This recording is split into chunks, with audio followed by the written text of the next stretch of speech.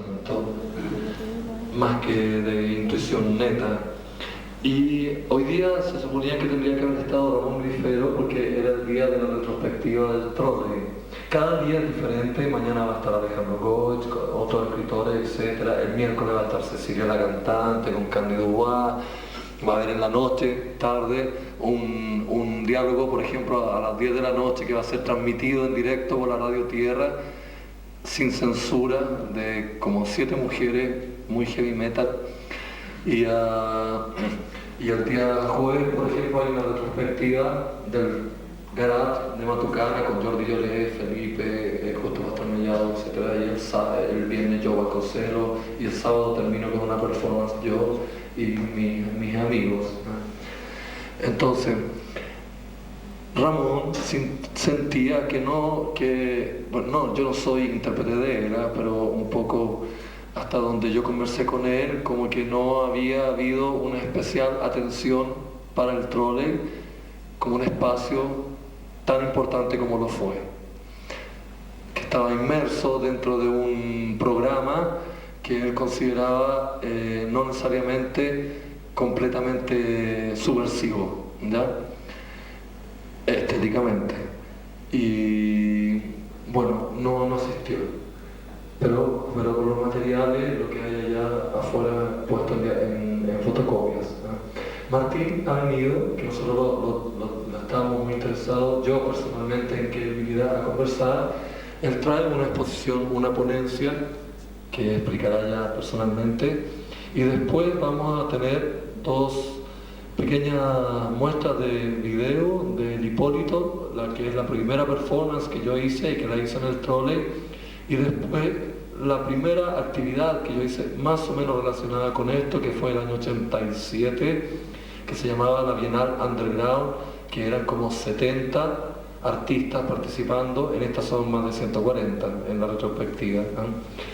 Y en el año 87, que fue a partir de la muerte del TV Star, que apareció en mi vida en un momento muy especial. Entonces, cuando yo hice ese trabajo de la Bienal Underground, era como de llevar a la escena, al público, a lo público, a la publicación, la posibilidad de artistas que pudieran no haber expuesto o no haber expresado cosas por el corte de morir. No sé si se entiende, o sea, como dar la oportunidad en ese espacio, en el underground, para que en el caso de que alguien muriera o desapareciera o se dejara de hacer trabajo, por lo menos lo hubiésemos visto, registrado, documentado, existido. Esa bienal fue como la primera aproximación que yo tuve a esta retrospectiva, que es un trabajo de 2 años desde que lo pensé, no en Chile. Entonces les presento a Martín, que va a hacer una ponencia y que va a conversar con todos nosotros. Después podemos conversar y preguntarlo después del video. ¿Eh? Gracias. Gracias. Bueno, no tanto como ponencia, pero un par de aclaraciones previas respecto de lo que yo voy a hablar. La primera es que mi experiencia con el trolley fue básicamente una experiencia festiva, es decir, yo fui a 3 o 4 horas en el trolley, pero fui a 20 o 30 fiestas. De las fiestas que se hacían los sábados, no me perdía ninguna de Año Nuevo, se hicieron como 3 o 4, yo creo que todos los años que estuvo el trolley se hicieron fiestas de Año Nuevo, eran muy buenas. Terminábamos todos en el mercado al final, como correspondía. Entonces, más que nada para mí, el recuerdo del trolley, sobre eso voy a hablar, tiene que ver con un cierto espacio, un espacio festivo, ¿ya? La parte más vinculada al trolley como teatro, como lugar de teatro, como lugar de performance, va a estar mucho más explícita, me parece, en el video, con los videos que se van a ver después. La segunda aclaración es que yo voy a hablar, supongo, unos 10 minutos, los primeros 5 minutos como sociólogo y los segundos como boyerista. Es decir, al principio voy a hablar muy correctamente sobre qué pasaba en Chile en ese momento, a mi juicio, y cómo incidía en el trolley, y después voy a hablar de qué me pasaba a mí en el trolley, ¿ya? Para los años del trolley, del 84 al 88 más o menos, si mi memoria no me engaña, coinciden con una transición importante, o sea, son años importantes en el país, en el campo de la política, en el campo de la cultura, en el campo de la sensibilidad. En el campo de la política, voy a dar, digamos, 2 o 3 rasgos me parecen significativos para retomar el espacio trole. Desde el punto de vista político, son los años que marcan la transición del país furioso al país de la negociación. O sea, el país de la opción por la protesta, la opción por el insurreccional todavía, o de alguna vaga manera, de esa manera, al país del pragmatismo político, de la negociación del tino, de la búsqueda de consenso. Esta transición, sobre todo cuando la vemos ex post, o sea, la vemos ahora, marcó una mutación en el imaginario político del país que tuvo sus beneficios, financiamiento institucional de democracia, etcétera, etcétera, y tuvo sus costos también, cuales fueron reforzar aún más los límites de lo público, con la estrategia de la hipocresía o de la esquizofrenia público-privada. Se pasó en esos años, en términos de acción política contestataria, de la barricada al panel de la televisión, de la movilización de masas al desvanecimiento del conflicto o con la glorificación del consenso, la profesionalización de la política y sobre todo la hegemonía de los mass media. Ahora, desde el punto de vista cultural, yo diría que hay un cambio también en esos años de proliferación a lo ancho de ciertos gustos, ondas, estéticas, formas de expresarse, etc. O sea, hubo como, si se quiere, un cierto potenciamiento de diversidad cultural, onda media posmoderna, aunque una entrada más bien periférica a la posmodernidad, como corresponde a un país como Chile. Ya no encontramos esa especie de relevo de ondas musicales, donde venía primero el rock, después la disco, después el punk, y después esto, sino como que se escuchaba todo tipo de música al mismo tiempo. Y ahí eso era también parte del trollo. Es decir, ya no había una especie de relevo de moda, relevo de vanguardias, sino una especie de coexistencia o proliferación de diferentes ondas que se abrían como un abanico coexistiendo. Incluso en la oposición a Pinochet, la hegemonía tradicional de la nueva canción, o del arte mural, o la poesía telúrica, ya habían perdido pie en el cambio de la década del 70 a los 80, y daba lugar a una especie de fuga hacia múltiples figuras que todavía no componían, o se resistían a componer incluso, un mosaico definido. Desde el punto de vista de la forma de agruparse, la política deja de ser el único centro de confluencia centrípeta, ¿no? Y la resistencia a la dictadura deja de ser el único móvil de extroversión o de relanzamiento centrífugo.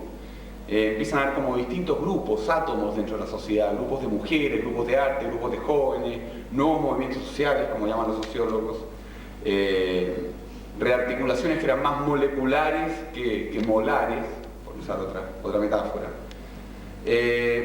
Todo esto ocupa un nuevo lugar que no tiene mucha visibilidad pública, pero sí forma parte de un tejido social en recomposición. El llamado underground, que nunca había existido realmente en las décadas previas, sobre todo porque la cultura había estado muy subordinada a la política, entonces era muy difícil que hubiera un underground en esas circunstancias. Empieza a insinuarse en revistas de cómics, ¿no? En recitales masivos de un otro rock, en cuyo contexto aparecen Los Prisioneros, quizás como figura emblemática. Proliferación de videoarte, de happenings o intervenciones urbanas, de performance, a medias teatrales, a medias pictóricas, ¿no? Mayor visibilidad lesbo, gay en algunos lugares también, en fin, cosas que antes no se veían. Ahora, creo que estas consideraciones precedentes, estos cambios en la política, en la cultura, en la forma de agruparse, en la sensibilidad, me ayudan desde un punto de vista analítico, sociológico, conceptual, a situar el trolley en una coordenada epocal, de época. Se podría ir a por despachado el tema, diciendo que la onda trolley logró condensar todo lo anterior. En lo político, un público básicamente anti-pinochetista, pero no identificado totalmente con la violencia, pero tampoco con la negociación. En lo cultural, el trolley encarnó una aventura de la sensibilidad, o sea, una búsqueda por expandir las fronteras de la sensibilidad hacia formas múltiples de expresión, distintos gustos estéticos, distintas formas de hacer teatro. Y en lo social, una apertura hacia grupos, hacia actores no subsumibles, ni a la política ni a la cultura oficial, y que durante el día o la semana laboral parecían permanecer como dispersos, como en ningún lugar, invisibles, silenciosos.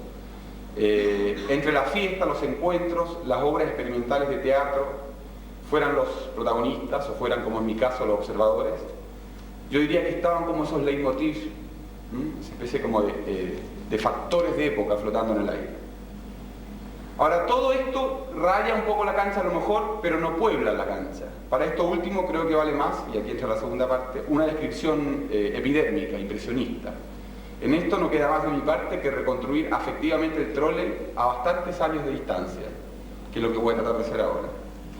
En primer lugar, entro al trole y es un lugar donde lo que acontece, sean obras, performances, fiestas masivas, es algo así como un underground que de repente se hace visible, lo subterráneo que aflora, una rara combinación de lo público-privado, territorio donde lo público latente se hace público manifiesto, como si se tratase de una epifanía urbana.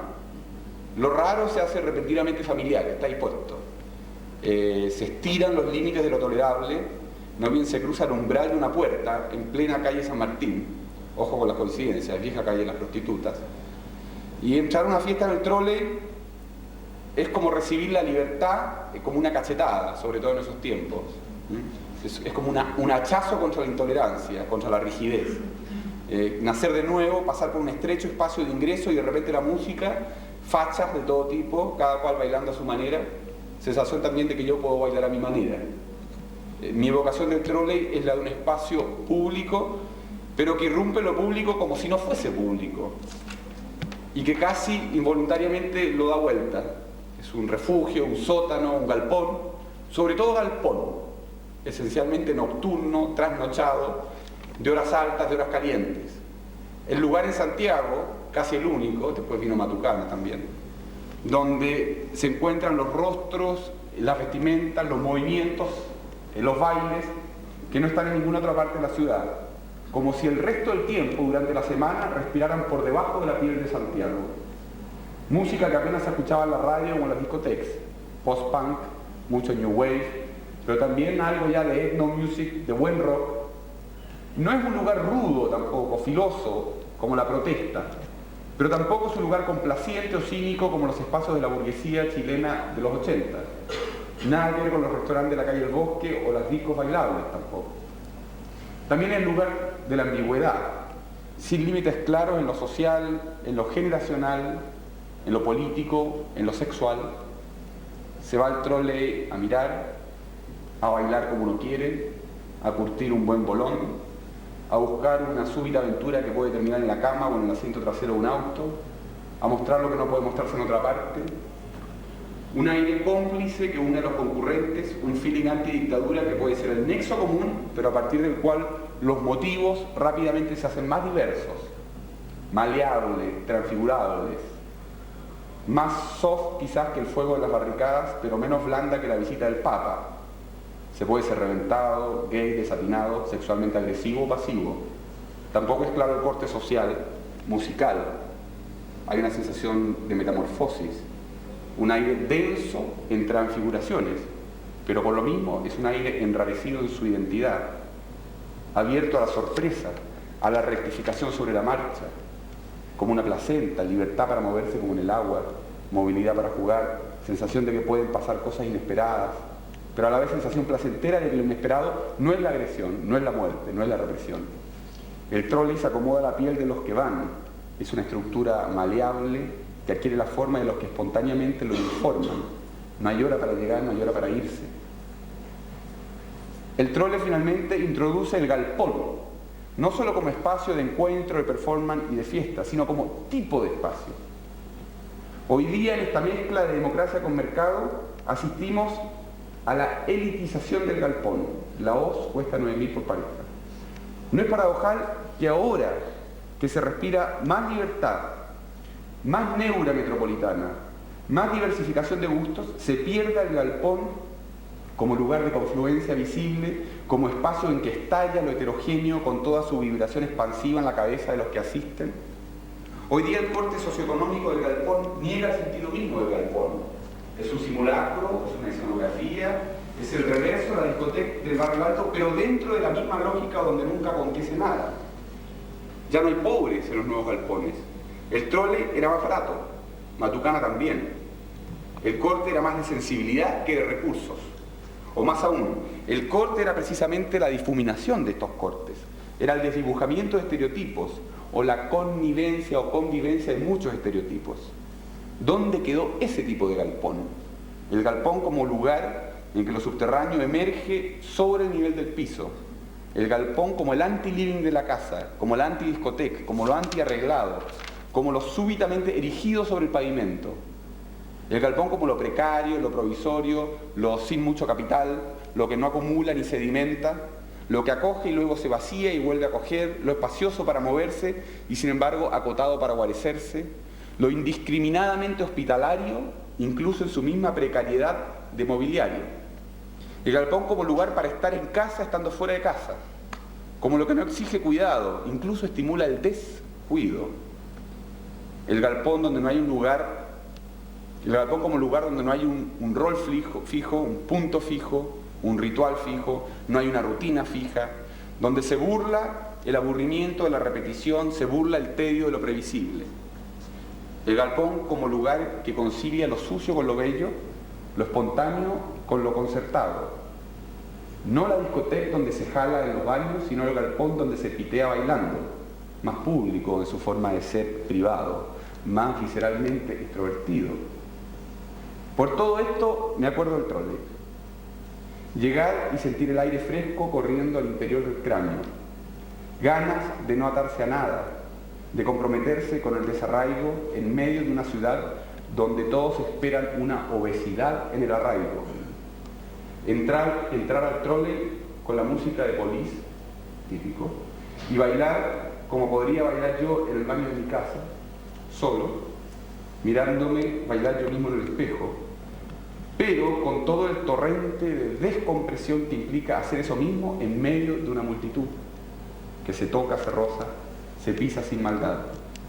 Irse del trole cuando ya no doy más, dejar pasar unos años y venir aquí, a esta sala, a atestiguar no que todo tiempo pasado fue mejor, sino que hay cosas del pasado, que vamos a ver, que ahora tienen todo para multiplicarse, para repoblarse, y sin embargo, por alguna estúpida tranca, chilena, santiaguina, no hacen sino desaparecer, por causa de los reclamos de los vecinos, la indiferencia de los que miran, el cartuchismo de los que no miran, el aburrimiento parlamentario, la infantilización generalizada que la política ejerce sobre la cultura, la compulsión de orden, la ofensiva moral de la mitad más uno de los honorables, y para colmo, esta infundamentada, enérgica, lamentable represión que tan injustamente está cayendo hoy sobre los bolones de nuestras propias mentes. Ya sé.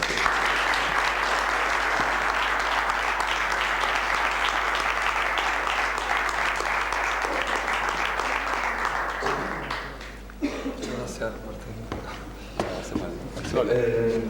Antes de ver el pedacito de Hipólito, que son como 10 minutos, hay aquí presente uno de los actores de la performance, que es Siegfried Polhammer, ¿ya? Aquella vez, el Enzo también, que estaba con cámara hace 10 años, y bueno, y yo. Hipólito es una tragedia griega. Vamos a ver como una selección de imágenes. No sé si ustedes la conocen, alguien, la tragedia griega de Hipólito, ¿no? De Eurípides, que se trata de un joven que no quiere nada con las mujeres y que lo único que quiere es estar en el bosque con sus amigos, haciendo ofrendas a Diana la cazadora, porque él quiere andar ahí cazando y hacer como vivir en ese mundo de rudeza, ¿ya? Y entonces él tiene un papá con bastante edad y una madrastra bastante joven. Un día el papá se va de viaje, el rey, además que lo hacía Siegfried, ¿ya? Se va de viaje, entonces la madrastra joven le dice, oye, ¿por qué no tenemos algo? Yo estoy enamorada de ti, etcétera, etcétera, etcétera. Y le dice, no, yo no quiero nada, etcétera. Las mujeres que deben hablar con animales, que no deben hacer humanas, entiende que lo que mejor hacen es quedarse muda, y hacen un mensaje terriblemente misógino de odio a la mujer, que está tomado en la performance, cantado por la Jacqueline Fresar, que es una mujer la que hace de Hipólito en la performance. Y hasta que vuelve el rey, bueno, él la rechaza y vuelve el rey, entonces la madrastra dice, oye, tu hijo me trató de seducir y yo aquí le dije no por fidelidad a ti, etc. Y el papá lo destierra, etc. Y la mujer, por culpa, se suicida y lo deja un mensaje diciendo que no, que había sido todo lo contrario, que él había sido puro y que había respetado la relación de padre y madre. Y entonces el padre, ya el hijo ha muerto, exiliado, y el padre tiene la conciencia final del castigo que ha realizado. Ese mundo se repite en casi todas mis performances. Un opresor, el mundo sexual reprimido, un joven, generalmente un héroe joven reprimido, sufriendo, que muere después en Zaratustra, en Medea, etc. Los bailarines, siempre hay alguien que muere al final, ¿eh? Hasta que ya viene otra etapa, más viejo ahora, que ha ido cambiando y que se ha cerrado desde que hace, como en el año pasado, celebramos el Hipólito, después de 10 años, el video. Y ocurre algo fundamental. Primero, que es en el trolley, que ese día se acabó el toque de queda, justo, ¿ya? Y dos, que la música de la performance era con la música de la cantante Cecilia, que no sé si ustedes la conocen, la cantante de los años 60, que ahora está súper de moda. Entonces, yo pienso que esta retrospectiva se va a demorar 10 años, como se demoró Cecilia en estar en la masividad, ¿entiendes? O sea, 10 años se demoró en llegar Cecilia al todo, al yosotros, ¿eh? Porque ella siempre estuvo cantando, pero es como que hubiera vuelto a ella. Hoy, ¿dónde estuvo? Muerta, resucitó Cecilia. Y no, siempre ha estado cantando, siempre en la UAT, Quinta de Recreo, por 25 lucas, por 20, por 10, por 80. Y ahora ya está una estrella, ahora ya le pagan millones. Ahora el miércoles va a estar cantando acá. Entonces vemos este pedacito de Hipólito y después otro fragmento de la Bienal Underground, donde no sé si estarán, tocaron por primera vez los Fiscales ad hoc.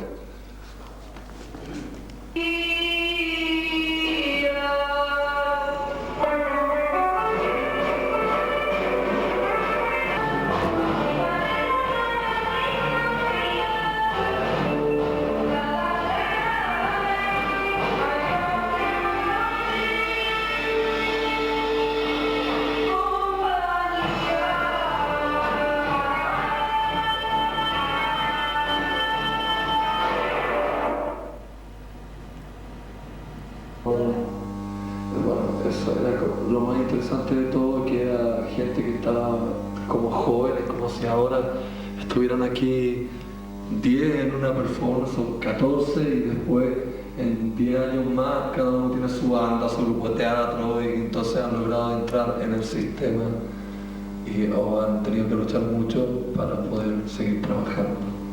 Yo no sé si quieren conversar o que nos vayamos. ¿Por qué no contáis, antes de que nos vayamos, lo que fue la Bienal? Porque lo de Hipólito quedó claro. Lo de la Bienal, que por cierto también está muy bien grabado, porque había muchísima gente, fue un acto bastante interesante. ¿Qué nos cuentas eso? No sé. Y me fui caminando y me encuentro que eran las 8 de la noche, casi las 9 ya, y iba a empezar la Bienal. Y yo veía a la Driassola arreglándose, los paneles de pintores, los videos que estaban de otras cosas, y estaba todo eso y empezaba a llegar gente. Entonces yo me subí al escenario y agarré el micrófono y empecé, esta es la Bienal Underground. Y empecé a hacer de locutor, y eso duró hasta las 6 de la mañana. Recuerdo muy bien que una persona me tiró una botella de pisco y en esos fierros chocó la botella de pisco y dio vuelta en el aire así y me empapó entero de pisco. Ahora, yo tenía un acto propio que lo estuve ensayando mucho tiempo, que era que un amigo venía vestido con un hermoso abrigo de piel de camello, y él venía vestido como hombre. Entonces él me entrevistaba a mí y mientras me entrevistaba, él hacía de travesti y se sacaba su abrigo de hombre y empezaba a vestirse de novia. Entonces rápidamente fue convirtiéndose delante de los demás en travesti. Era una conversación bien insólita porque yo leía algo que era pedirle plata para el arte a un magnate que era Larraín, un magnate ¿cómo se dice? Elítico en Nueva York, y era como una mufa también eso. Bueno, la cosa es que lo importante para mí fue que sentía que estaba todo lleno y que no comenzaba, y por eso me subí arriba. Pero sentí otra cosa más, que fue que el Rafa sintió que esto no comenzaba nunca y que realmente estaban todos eufóricos para que alguien dijera, esto partió, pero esto estaba lleno.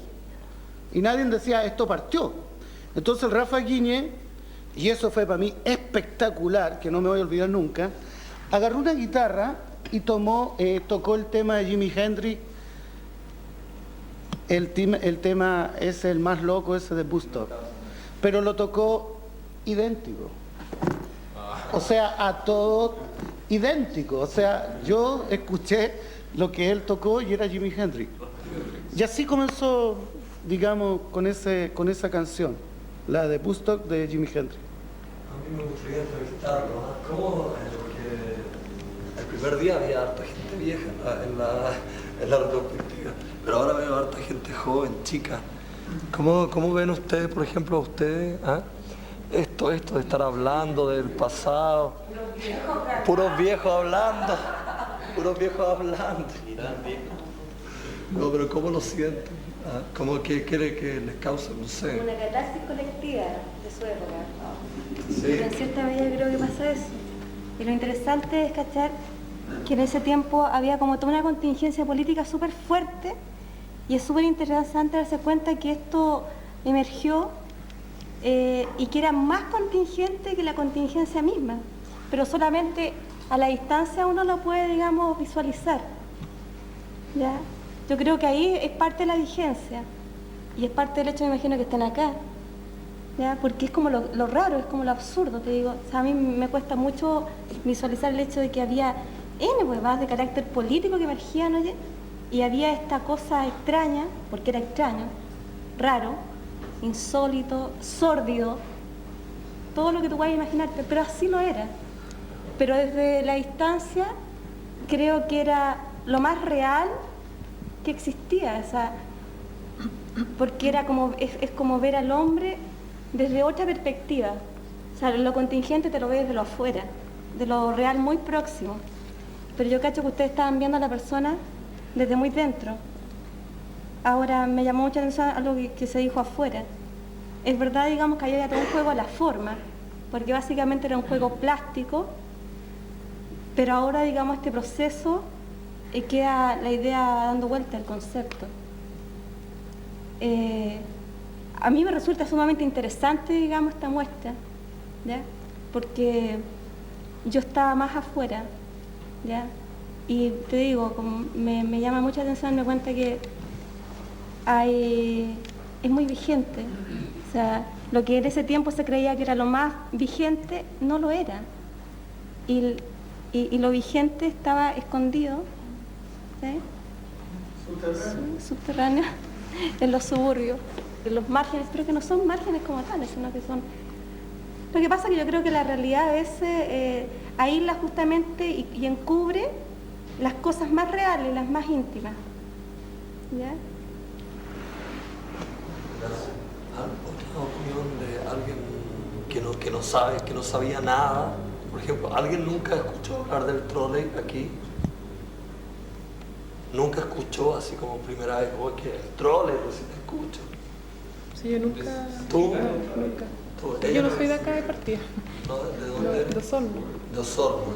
¿Tú nunca habías escuchado de un espacio, No, de una generación de nunca. gente? Nada. Nada más que Osorno era como una isla en ese tiempo especialmente. Se vivía un mundo totalmente aparte, todos estos revoltijos que hay acá de dictadura, composición, menos lo que se hacía en arte, no se tenía idea. Yo estos últimos años me estaba enterando porque es un tema que me gusta y me he estado acercando, y por eso igual vine acá y he estado conociendo esto. Oye, vale la aclaración, ese edificio, la zona era el club social, la casa de encuentro del sindicato de troles. Claro. Sí. De los troles eléctricos. Era el sindicato De los troles. sindicato. Todavía está, puede ir. Buena. Es en la calle San Martín. 414, parece 814, no sé. 841. Pero ensayan 841. 841. ¿Está ensayando? Andrés está ensayando ahí ahora su grupo. Y ustedes, por ejemplo, ahí una posibilidad. ¿Qué opinan? ¿Qué piensan? No sé, es súper extraño esto. No sé, es súper raro, es como ver una película, igual que eso, pues sí, es como... ¿Cómo está? Ya. No sé, yo veía cuando estaba chica, más chica, veía los carteles en la calle de esto, y me encantaría, o sea, en ese momento yo soñaba con ir a Matucana, y no me dejaban ir. Entonces, ver esto es como una película, exactamente. Era todo un programa llegar al lugar. Claro, o sea, Matucana era Matucana. Yo que nunca participé en nada, ya, pero iba constantemente al garaje y al trolley, y el atado para entrar. Y cuando tú lo grabas y entrar, está ahí pasando súper bien, llegan los pacos, todo que queda, todos para afuera. Y muchas veces... Eso era como siniestro, porque llegaban los pacos y no había para dónde salir. No había claro. De la puerta y volvían entrando a la micro. Pero hubo una pequeña... Pero no se sentía miedo. No, era como... No sé, esa era la diferencia, que no, era una gente que no sé, el grifero contaba que llegaban los pacos, entonces que lo llamaba para el baño, el oficial le decía, oiga, ¿y esta gente quiénes son? ¿Entiendes? Porque no eran comunistas, porque los comunistas tenían barba y tenían chalecas artesanales, ni tampoco eran del gobierno, que tenían corbata y pelo corto. Entonces eran como medios travestis, no sé, medios raros, todos pintados, etc. Y él decía, ¿quiénes son? Entonces el grifero le decía, ¿usted tiene hijos grandes? Entonces él decía, sí, bueno, sí, tengo un par. Bueno, así es la gente ahora, ¿entiendes? Entonces surgía como una cosa que surgió sola, que se autosurgió sola. Lo otro importante para ustedes, puede sonar medio raro, medio pedante todo esto, así como estos viejos hablando, así ya, no sé, de su obra que hacían reírse y felicitarse, etc. Pero no había otra cosa. O sea, pasaban meses, que era el tiempo que uno se demoraba en ensayar uno, y además que ensayaba como un mes, no como ahora que ensayan 8 meses hasta que llega la nota del Fontar, y entonces y después no sé qué cosa y ya está todo para pagar las deudas. Entonces ensayaba muy rápido para poder hacer la performance, porque no había nada, entonces se rellenaba. Y ahora tú lo puedes encontrar medio raro, porque en realidad cada día tú puedes ir a ver hasta 14 cosas a veces, y tienes desde rock set hasta venir a ver a Carlos Cabeza, hasta ir a las 14 discotecas, y la salsa, etc. Pero ahí, imagínate una ciudad con un solo espacio. Esta ciudad con un solo espacio, con un hambre terrible de ver cosas. Y eso es lo que tiene, ¿entiendes? Eso es lo que tiene para uno. Vicente, además habría que agregar que el piso del trole de un lugar viejo eran estos tablones separados donde hay hoyo y están los clavos afuera. Entonces la solución era poner unos chorguanes grandes, y ensamblarlo y clavetearlo. Y era la única manera para proteger los pies de los que hacían el ensayo. Ahora todos se destruyeron los pies, de alguna forma. Que hubieron algunos que se retiraron porque de la duda. Claro, uno se quebró los dedos y cosas así. Eso es algo que yo me di cuenta ahora viendo el Hipólito, de cómo vino mi experimentación, ¿no? O sea que yo igual vivo experimentando, porque ahora la performance que vamos a hacer es una experimentación también para nosotros. No es teatro, no es performance, ya no es nada, es una instalación, ¿me entiendes? Pero hasta ahí lo que yo tenía claro, cuando tenía como la edad de ustedes, porque cuando yo estaba dirigiendo tenía como la edad de ustedes, ¿entiendes? Esa performance. Entonces, Era como si tú fueras yo, ¿entiendes? Y estaba aquí sentada y dirigiste todo eso. Y yo lo único que sabía es que no quería hacer teatro. Me cargaba, me habían echado a la escuela de teatro, etc. Entonces, por ejemplo, hay un detalle bien grande. El Siegfried, yo lo dirigía y tenía que decir al final el monólogo del rey, que era hay que obedecer a los dioses, hay que obedecer a Pinochet, ¿entiendes? Entonces hay que obedecer al padre, hay que obedecer la autoridad, hay que obedecer las leyes. Ese era como el mensaje.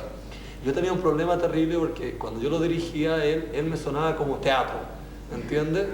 Entonces yo decía, bueno, no puedo porque no quiero que sea teatro, no quiero que sea teatro. Entonces, hasta que se lo hice aprender en inglés, por eso no se entiende nada.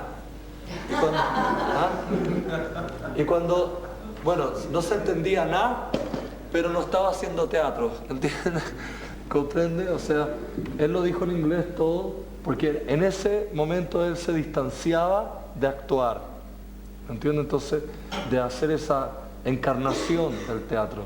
Y que ha sido lo que crear este método de 10 años de trabajo y que las personas que ustedes ven ahora y que podrán ver el sábado, ya como que hemos hecho una técnica del no actuar, como lo que hizo Andrés hoy día, entiende que estaba braqueado, era el mismo que hizo el acto sin palabras y el que habló después, lo mismo. Entonces, y hoy día mismo el teatro como teatro para mí no me parece una fórmula, bueno, respetable para cual el que lo quiera hacer, pero la idea era como descuadrarse. No sé si ustedes se fijan ahí, lo que él dice es bien importante porque la gente se rompía los pies, entonces los bailarines que hasta en ese momento bailaban así entrelados y todo así, los bailarines clásicos del municipal o de las escuelas, yo les puse zapatos, bototo. Entonces ustedes ven a la gente ahí que está zapateando el suelo y están como desahogándose haciendo cosas, ¿entiendes? O movimientos así que me da mucha risa que hacen, por ejemplo, que está la María José Levín, entonces se tira al suelo y hace como una cosa así, como así, ¿entiendes? Eso que era como descuadrarse, como sacarse la cosa que era todo pelo corto, corbata azul, uniforme y uniforme y uniforme y uniforme. Más aún que en esa época la moda era la New Wave, que ahora está de moda de nuevo, que ahí ustedes van ahí a esa, ¿cómo se llama? La Blondie, y que New Wave es igual que esa época, la misma música, todo.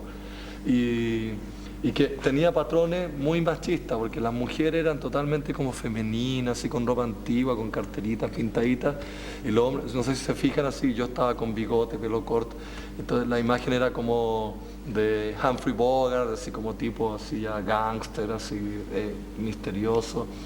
No es como ahora, ¿entiendes? No es como ahora que ya está todo súper más andrógeno que antes. Que lo andrógeno es como del año 87, ¿no? Que es como verse hombre-mujer, ¿no? Que ahora es más común. Que a mí me da la impresión que todo eso lo que ustedes representaban en ese tiempo, o que no alcanzaban a representar siquiera porque estaba todo como subterráneo, ahora prácticamente se ha transformado en una moda. Entonces, ¿qué queda ahora? O sea, siempre está ese afán de lo novedoso, de querer hacer algo nuevo, de buscar tanto en el arte como en la forma de vivir, en la forma de carretear, en todo eso. Entonces está un poco como ese vacío. Está ahora la copia de eso, que fue algo subterráneo, algo vaso y a toda raja si soy así, y ahora ya es una moda, está como... Aparte que perdió toda esa contingencia que lo soportaba, que era toda esa cosa de la dictadura, que la pelea, que salir del uniforme. Y ahora está, no sé, como que es un vacío. Pero sabes que yo encuentro que, por lo menos los creadores viejos de esta retrospectiva, están como preguntándose eso, porque yo me pasó para presentar mi performance del sábado de trabajar, que estaba hablando con el Jorge, el músico, el Jorge González, estábamos hablando, entonces yo le decía, no quiero hacer una obra de teatro, que ya sé hacer una performance, o sea, ya sé ponerle el final, sé ponerme delante de un actor y hacer lo que haga y que dirigirlo, y ya que no haga ni teatro, que haga performance, que haga lo más raro, lo sé hacer, ¿me entiendes? Sé contar una historia, sé que sea entretenida, que sea aburrida, sé hacer llorar, sé hacer que se paren, sé hacer que agarren a tomatazos, sé hacer que se quieran, sé manipular como creador el asunto, y me aburre, nada más. Entonces el Jorge me decía, a mí me pasa igual, lo mismo, que yo ya no quiero hacer canciones. O sea, ya no, por eso que desarmó Los Prisioneros, ya se desarmó él como mismo, ya quiero ser técnico.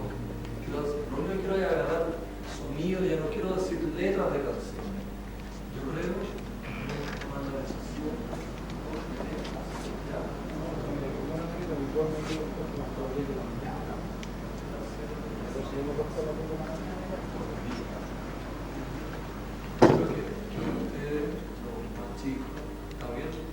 Yo conozco a harta gente tipo bien, con bastante estilo y originalidad, y corresponde como eso, desechar esto, ¿entiendes? Desobedecerlo. Como yo desobedecí cuando me echaron de la escuela de teatro y entonces dije, estoy puro hueveando, casi en realidad yo ni quiero hacer este teatro, nunca voy a hacer esto. ¿Ah? Entonces voy a hacer mi teatro. Y yo creo que para ustedes la primera punto es desechar esto, todo esto. Pero no desecharlo así, que se vaya, que es una mierda, que es una cagada, sino que integrarlo como conocimiento, como experiencia, capitalizar la experiencia y con esa platita también poner la propia, ¿no? Eso es como el punto.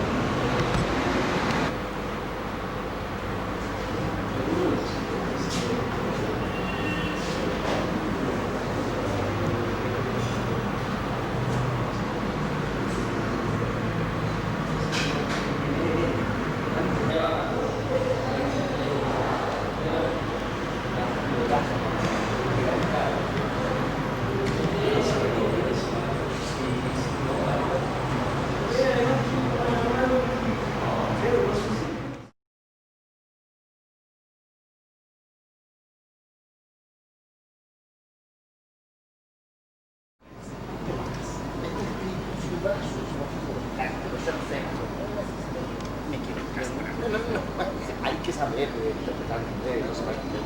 El señor a luz se sirvió de paraguas. Hay que amputarlo hasta el cuerpo. Necesita dejar el camino.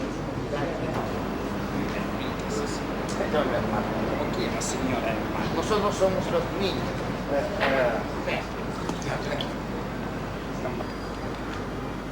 Usted puede vivir solamente y saber nuestra comunidad. Como el gallego del sermón que oía campanas. No sabíamos. Mis hermanos, yo llevaría blasfemas. No, ¿qué se le puede pedir?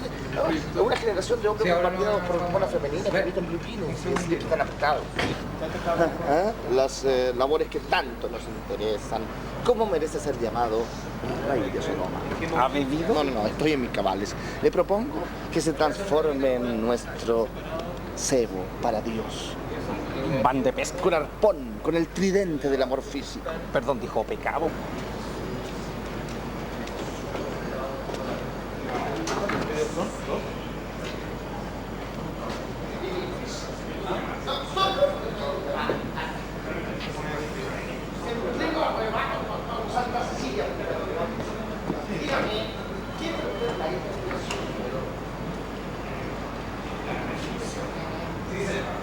Cámbialo harto y todo, ¿eh?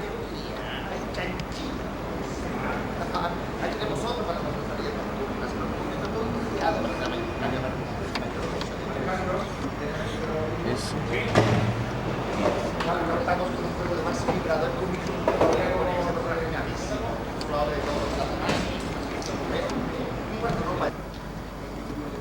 Sí, ahí está bien. Ya.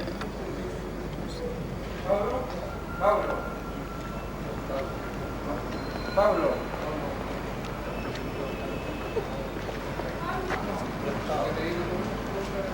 Y aquí muy pesado. Más lengua, conchito margarita, más lengua. No sé qué pasó con Fe. Como no somos todas nosotras. Vamos, que lo pasan tepa. Naturalmente Dios es amor y felicidad. La tristeza y la amargura son armas del diablo. Espérate. Aquí se mueve, van y todo, y hasta aquí. Ahí va a ser la... O el pasillo se pueden sentar. ¿Para acá no? No, para que no agotemos esto y hacemos el carrito aquí. Ah, ya. ¿Cachai? Y usamos esto. Tú estás aquí, Rick. Una pasada a todos. Sí. Echamos una pasada a todos. ¿Todos? ¿Las letras de la terminal? Una estaría la del carrito. La del carrito. Echen la del carrito y enseñamos la pasada a ustedes.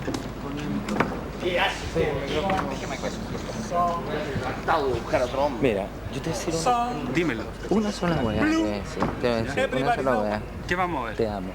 Pero dime, ¿qué vamos a ver? Bueno, mira, vamos a ver un... Sí, para siempre. No, pero se le va a salir. Es que queremos ser una chica Ruiz. Ya, pero dime, ¿qué vamos a ver? Un bazar. El bazar de Goy. Sí, ya viene, acá no me fue a conseguir. ¿Ah? ¿El músico? Sí. ¿Músico invitado? Sí. Estupendo. ¿Se podría identificar? John Streeter, pelado para los amigos. Te dije, maricón.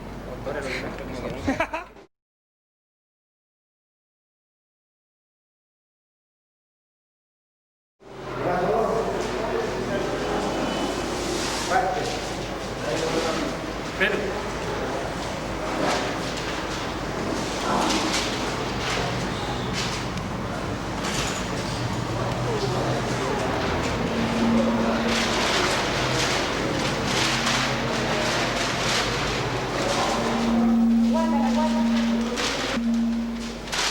¿Y ahora? La lanzaguata. Puta, bajó. Mira. ¡Ay! ¿Cómo quedó, weón? No, esta weá hay que subirla, no más hay que subirla, porque si va a quedar así, tiene que quedar absolutamente... Hay que hacer que se queden los gatos. ¿Qué es lo que nos vamos a hablar?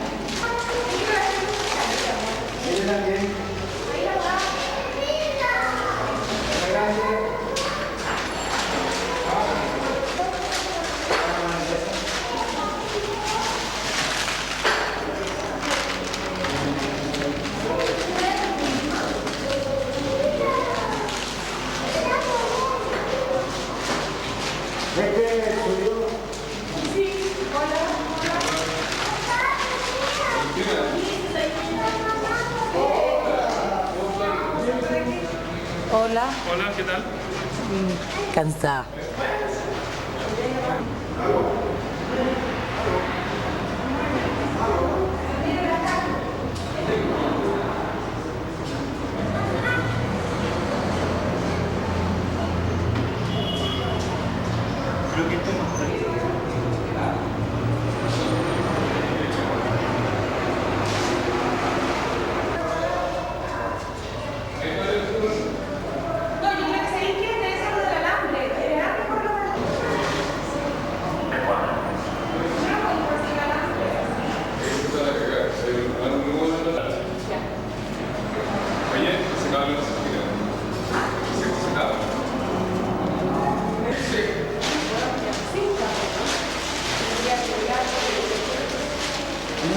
A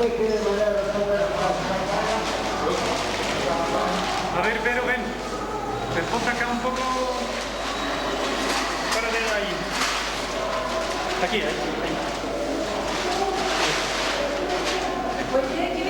Quédate ahí, tranquila, que te voy a sacar una foto. Eso, mírame a mí. ¿Qué video voy a mostrar hoy día? No, espera, que no cierres los ojos. Ahora, espera. Ahora mírame. Mírame, po. Ya, bien. No, es que cerráis justo los ojos. Pero eso, me da vergüenza. Ya. Ay, ya, esa. Ya, ahí sí. Y ponle que foto. Mira, ese, ahí. ¿Ah? Y bueno. Al lado de ese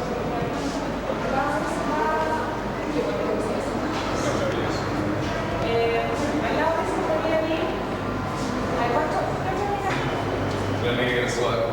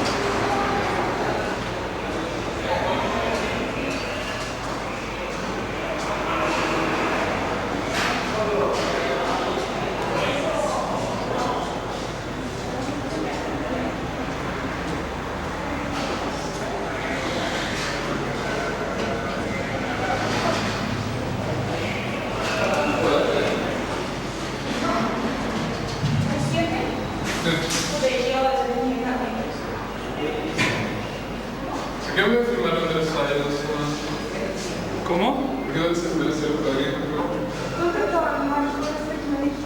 El marco de Pella, ¿sabes cuál es? Porque dice Cleopatra, que una foto. Esa foto hay que dejarla guardada hasta Dime cómo está el asunto.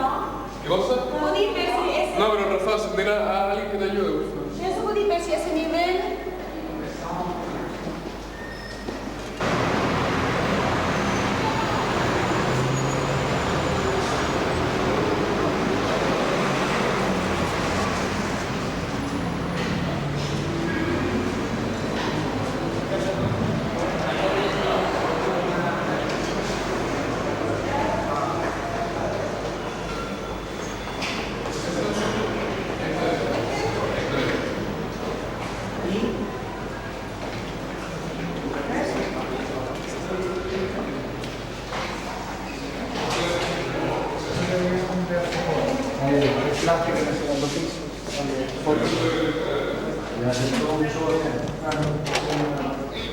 Bendiga a las hermanas por rezar por mí.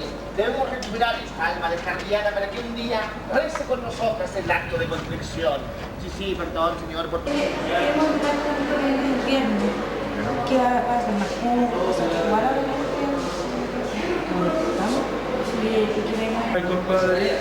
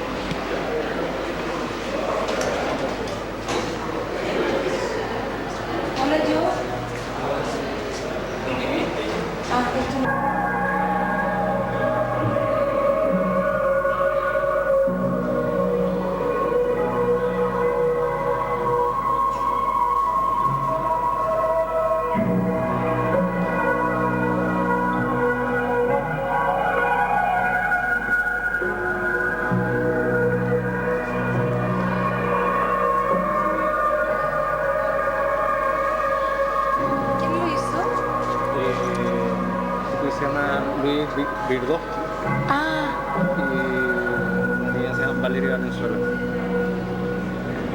¿Cuánto cuestan todos los números de la revista?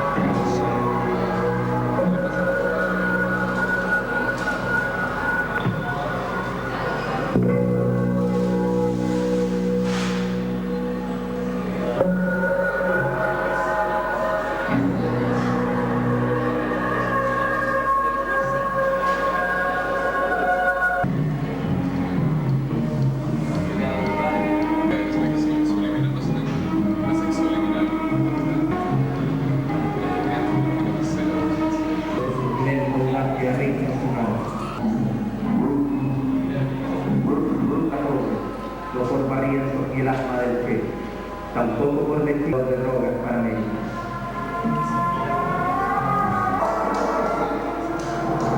Lugar de orígenes del cielo, no por dueños, sino por los ojos.